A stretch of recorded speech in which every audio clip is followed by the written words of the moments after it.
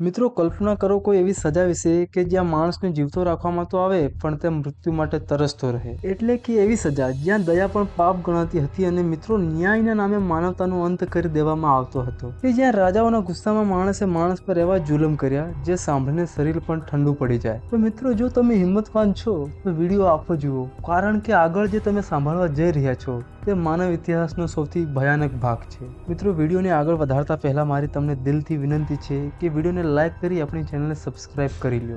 Number 1, બ્રેઝન બુલ। મિત્રો તમે કલ્પના કરો કે એક ધાતુની બનાવેલી ભેંસમાં તમને નાખી બંધ કરી દેવામાં આવે અને પછી તેની નીચે આગ લગાવી દેવામાં આવે તો શું થાય? હા મિત્રો, આ કોઈ વાર્તા કે મજાક નથી, પણ ઈસવીસન પૂર્વ 560માં આપવામાં આવતી એક ભયાનક સજા છે। મિત્રો કહેવાય છે કે જ્યારે આ ભયાનક ધાતુની ભેંસ બનાવનારા કારીગરે રાજાને પહેલીવાર આ ધાતુની ભેંસ બતાવી ત્યારે રાજાએ કહ્યું કે આ સજા કેવી લાગે છે તે હું જાતે જોવા માંગુ છું, અને પછી મિત્રો ભેંસ બનાવનારા કારીગરને અંદર નાખી બંધ કરી દેવામાં આવ્યો અને નીચે ધીમે ધીમે આગ સળગાવવામાં આવી। મિત્રો ભેંસની અંદર માણસ જીવતો તપતો, તેની બૂમ ભેંસના મોઢામાંથી બહાર આવતી, પણ મિત્રો ભેંસના માથામાં એવી રચના હતી કે કેદીઓની બૂમો અને ચીખો સંગીત જેવું લાગતું।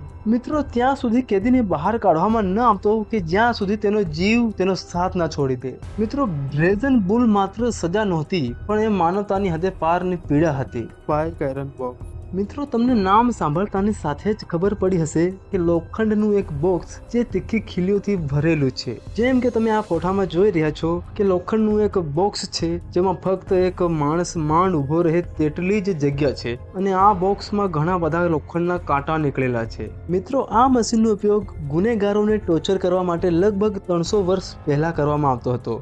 જ્યારે કોઈ ગુનેગારને પકડવામાં આવતો ત્યારે તે ગુનેગાર પાસે કોઈ વાતનો જવાબ જોઈતો હોય અને ગુનેગાર જવાબ આપવા માટે તૈયાર ના હોય તો ગુનેગારને આ ફોટામાં છે તેમ આ બોક્સમાં બંધ કરી દેવામાં આવતો હતો અને મિત્રો ગુનેગારનું શરીર આ બોક્સમાં બંધ કર્યા પછી સીધું જ ઊભું રહેતું હતું। બોક્સના અંદર મોજૂદ કાંટા ગુનેગારના શરીરમાં નાના નાના હોલ પાડી દેતું, પણ ગુનેગારના શરીરને એકદમ સુરક્ષિત રીતે ઉપર રાખવામાં આવતું કારણ કે તેનું જલ્દીથી મૃત્યુ ન થઈ જાય। મિત્રો આ બોક્સની અંદર બંધ કરવાથી અપરાધીની હાલત એવી થઈ જતી હતી કે ના તો તે ઊભો રહી શકે અને ના તો બેસી શકે, અને જો ગુનેગાર બોક્સમાં બેસવાની કોશિશ કરતો તો બોક્સમાં રહેલા લોખંડના કાંટા તેના શરીરને ચીરી નાખતા અને મિત્રો આ બોક્સમાંથી ધીરે ધીરે ગુનેગારનું લોહી બહાર નીકળતું અને પછી ધીરે ધીરે અપરાધીનું મોત થઈ જતું। મિત્રો આ તો કંઈ નથી, પણ અમે જે તમને આગળ બતાવવા જઈ રહ્યા છે એ સજા જોઈને તો તમારા રૂવાટા ઊભા થઈ જશે।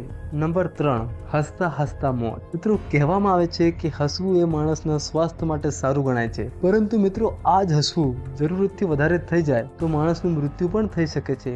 મિત્રો પ્રાચીન રોમન સામ્રાજ્યના લોકો આ વાતને સારી રીતે જાણતા હતા અને આ જ કારણ છે કે તે લોકો આ હસીનો ઉપયોગ ગુનેગારોને ટોર્ચર કરવા માટે કરતા હતા। મિત્રો જ્યારે કોઈ ગુનેગારને પકડવામાં આવતો ત્યારે સૌથી પહેલા તે ગુનેગારને એક ટેબલ પર ફીટ બાંધી દેવામાં આવતો અને પછી તે માણસના પગના તળિયામાં મીઠાનું એવું સોલ્યુશન લગાવવામાં આવતું જે બકરીઓને ખૂબ જ પસંદ આવતું। ત્યાર પછી તે ગુનેગાર પાસે એક બકરીને છોડી દેવામાં આવતી।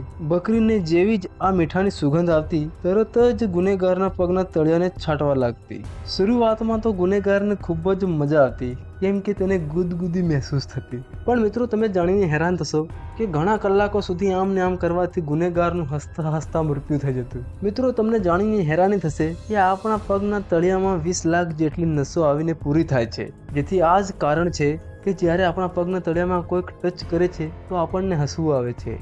Number 4, bamboo torture. મિત્રો બેમ્બુ ટોર્ચર નામની સજાનો ઉલ્લેખ ખાસ કરીને પ્રાચીન ચીન, ઇન્ડોનેશિયા અને દક્ષિણ એશિયાના કેટલાક વિસ્તારોમાં જોવા મળે છે। મિત્રો આ સજા મુખ્ય રૂપથી એ લોકોને આપવામાં આવતી હતી જેવી રીતે કે કોઈક માણસે રાજદ્રોહ કર્યો હોય કે પછી કોઈકની હત્યા કે પછી કોઈક ગંભીર ગુનો કર્યો હોય, કારણ કે મિત્રો તે સમયના રાજાઓ માટે આ માત્ર એક સજા જ નહોતી પણ એક ચેતવણી હતી કે જે કોઈ રાજાનો વિરોધ કરશે તે કુદરતના હાથે તડપી તડપીને માર્યો જશે। મિત્રો આ સજા આપવાની રીત એટલી ભયાનક હતી કે સાંભળીને પણ આપણા શરીરના રૂવાટા ઊભા થઈ જાય। મિત્રો આ સજામાં પહેલા તો ગુનેગારને જમીનથી 1 ફૂટ ઊંચે બાંધી દેવામાં આવતો અને પછી તેની નીચે તાજા અને નવા વાંસનો છોડ રોપવામાં આવતો અને પછી તેની આજુબાજુ અંધારું અને ભેજવાળું વાતાવરણ રાખવામાં આવતું જેથી બાસ ઝડપથી ઉગે। મિત્રો તમને તો ખબર જ હશે કે બાંસના છોડની ટોચ બહુ જ નરમ હોય છે, પણ તે સાથે સાથે ખૂબ જ તીખી પણ હોય છે. મિત્રો, જેમ જેમ બાંસનો છોડ મોટો થાય છે તેમ તેમ ધીમે ધીમે માણસના શરીરમાં પ્રવેશી જાય છે. મિત્રો, દરરોજ બાંસ થોડી ઇંચ ઉગે છે અને ધીરે ધીરે ગુનેગારની ચામડી, માંસ અને હાડકાં કાપતા જાય છે. મિત્રો, કેટલાક ઇતિહાસકારોનું કહેવું છે કે ગુનેગાર 3 થી 4 દિવસ જીવતો અને આખરે પીડાથી અથવા ઇન્ફેક્શનથી મૃત્યુ પામતો. મિત્રો, આ સજાઓ માણસને અહંકારની યાદ અપાવે છે કે ક્યારેક સૌથી ભયાનક હથિયાર તલવાર નહીં પણ એક નાનો લીલો વાંસનો છોડ પણ બની શકે છે. અને સાથે સાથે એ પણ યાદ અપાવે છે કે ઇતિહાસ માત્ર ગૌરવ જ નહીં, ભય પણ ધરાવે છે. મિત્રો, આ સજાઓમાંથી તમને સૌથી ભયાનક સજા કઈ લાગી? કોમેન્ટમાં જરૂરથી જણાવજો અને વિડીયોને લાઈક કરી આપણી ચેનલને સબસ્ક્રાઈબ કરી